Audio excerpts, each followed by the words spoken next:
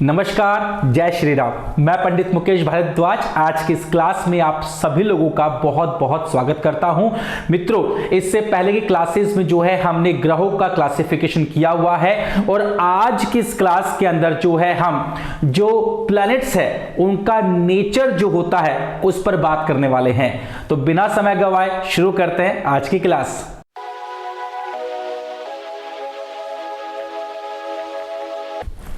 मित्रों, ग्रहों का जो बिहेवियर होता है वो दो तरीके का होता है। एक होता है कंडीशनल और एक होता है नेचुरल। ग्रहों के बिहेवियर को छोड़ो, सबसे पहले आप अपने खुद के बिहेवियर को समझ जाओ। अगर आप खुद के बिहेवियर को ही समझ गए तो मानकर चलिएगा आप ग्रहों के बिहेवियर को अपने आप समझ जाओगे, क्योंकि जो ग्रहों का बिहेवियर होता है ना वैसा ही आपका बिहेवियर होता है। और जैसा आपका बिहेवियर होता है वैसा ग्रहों का बिहेवियर होता है। तो अगर हम आपके बिहेवियर के आधार पर ग्रहों के बिहेवियर को समझें तो कुछ इस प्रकार से समझेंगे। जब आप किसी शादी पार्टी में जाते हैं या कोई इंटरव्यू देने जाते हैं या किसी प्रकार की सिचुएशन में जाते हैं तो आपका बिहेवियर उस सिचुएशन के अकॉर्डिंग हो जाता है। जब आप शादी पार्टी में जाते हैं तो बड़े मस्त होकर आराम सबसे मिलते हैं, बड़े प्रेम से मिलते हैं, हाथ मिलाते हैं और सब कुछ आराम से आप एंजॉय करते हैं। वहां पर आपका मूड बिल्कुल अलग होता है। जब आप किसी कंपनी का इंटरव्यू देने जाते हैं तो वहां पर आप बहुत ही अपने आप को सीरियस बनाकर पेश करते हैं ना। या इसके अलावा और भी कोई सिचुएशन हो जहां पर आप गए हो तो वहां पर भी आपका बिहेवियर अकॉर्डिंगली हो जाता है। स्टूडेंट होते हो, जब कहीं पढ़ने जाते हो तो वहां पर भी आपका बिहेवियर अकॉर्डिंगली हो जाता है, राइट। लेकिन एक आपका बेसिक नेचर भी होता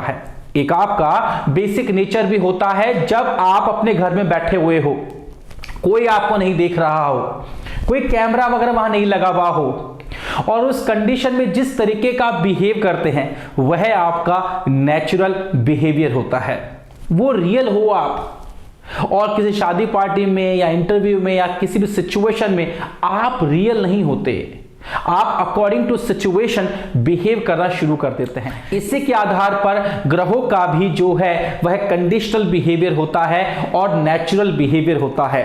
और इसका यूसेज का है वो मैं आपको आगे समझाऊंगा। सबसे पहले हम लोग बात करते हैं नेचुरल बिहेवियर के बारे में।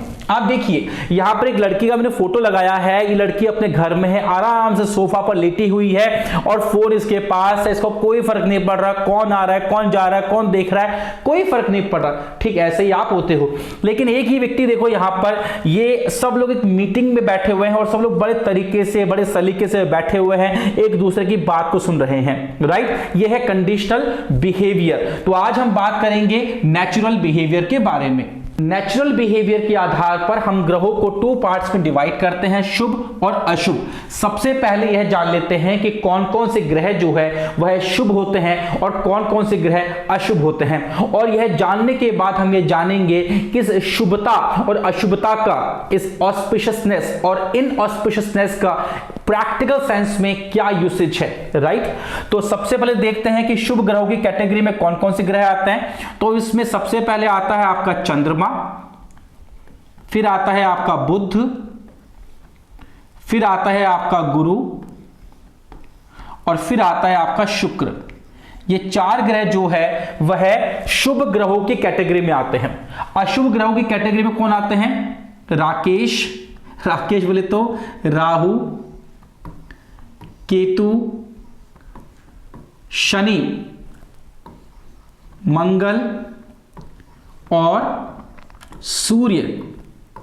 राहु, केतु, शनि, मंगल और सूर्य, ये पांच ग्रह जो है ये अशुभ ग्रहों की कैटेगरी में आते हैं। और जो ये चार ग्रह है, चंद्रमा से स्टार्ट करते हैं, बुध, गुरु और शुक्र, ये जो है आपके शुभ ग्रहों की कैटेगरी में आते हैं। अब सबसे पहले देखते हैं कि जिनको मैंने शुभ ग्रहों की कैटेगरी में लिखा है, क्या वह शुभ ग्रह पूर्णतया शुभ है या उनमें भी कुछ अशुभता है। तो सबसे पहले शुभ ग्रहों को जांच लेते हैं, टेस्ट उनका कर लेते हैं। देखिए जहां तक बात गुरु और शुक्र की है,